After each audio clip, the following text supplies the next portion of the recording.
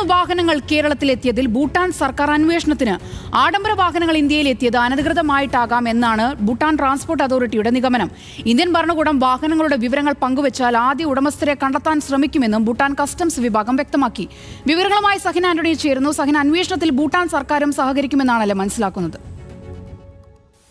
Operation നുംകൂറുമായി ബന്ധപ്പെട്ടുകൊണ്ട് Bhutan transport authority ചില പ്രതികരണങ്ങൾ നടത്തിയിട്ടുണ്ട്. അതിങ്ങനെയാണ്: ഭൂട്ടാനിൽ നിന്നും SUV ലക്ഷറി വാഹനങ്ങൾ ഇന്ത്യയിൽ എത്തിച്ചത് അനധികൃതമായിട്ടാണെന്നാണ് ഭൂട്ടാൻ ട്രാൻസ്പോർട്ട് അതോറിറ്റിയുടെ കണ്ടെത്തൽ. ഒപ്പം തന്നെ ഭൂട്ടാനിൽ രജിസ്റ്റർ ചെയ്ത വാഹനങ്ങൾ മാത്രമാണ് മറ്റ് രാജ്യങ്ങളിലേക്ക് കൊണ്ടുപോകാൻ അനുമതിയുള്ളെന്നും ഭൂട്ടാൻ ട്രാൻസ്പോർട്ട് അതോറിറ്റി വ്യക്തമാക്കുന്നുണ്ട്.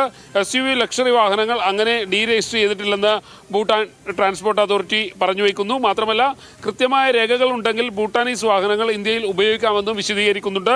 ഇതിനിടയിൽ തന്നെ ഒരു വിശദമായ ഒരു അന്വേഷണം ഇതിൽ നടത്താൻ ഭൂട്ടാൻ സർക്കാർ തീരുമാനിച്ചിരിക്കുന്നു. ഭൂട്ടാനിൽ നിന്നും വാഹനങ്ങൾ എങ്ങനെ കേരളത്തിലേക്ക് എത്തി എന്നുള്ളതാണ് അന്വേഷിക്കുക.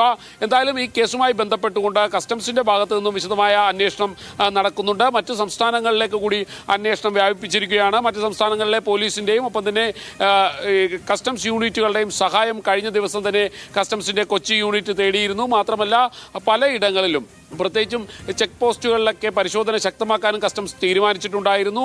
കാരണം ഈ വാർത്തകൾ പുറത്തു വന്ന് 1.5 മാസം മുൻപ് ഈ വാർത്തകൾ പുറത്തു വന്നപ്പോൾ അന്ന് പല വാഹന ഉടമകളും ഈ വാഹനങ്ങളുടെ നമ്പറുകൾ മാറ്റുകയും നിറം മാറ്റുകയും എല്ലാം ചെയ്തിരുന്നു. മാത്രമല്ല, സംസ്ഥാനത്തിന് പുറത്തേക്ക് ഇത്തരം വാഹനങ്ങൾ കടത്തുകയും ചെയ്തിരുന്നു. ഇത് കസ്റ്റംസ് കണ്ടെത്തിയിട്ടുണ്ട്.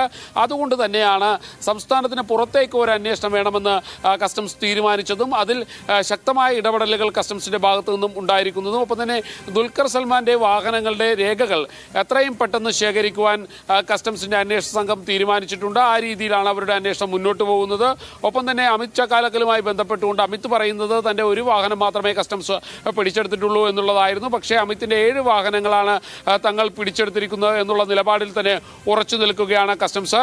എന്തായാലും ഇതുമായി ബന്ധപ്പെട്ടുകൊണ്ട് ഇനി 150ഓളം വാഹനങ്ങൾ നിലവിൽ കസ്റ്റംസിന് പിടിച്ചെടുക്കാനുണ്ട്. ആ രീതിയിലാണ് കസ്റ്റംസിന്റെ അന്വേഷണം ഇപ്പോൾ മുന്നോട്ട് പോയിക്കൊണ്ടിരിക്കുന്നത്.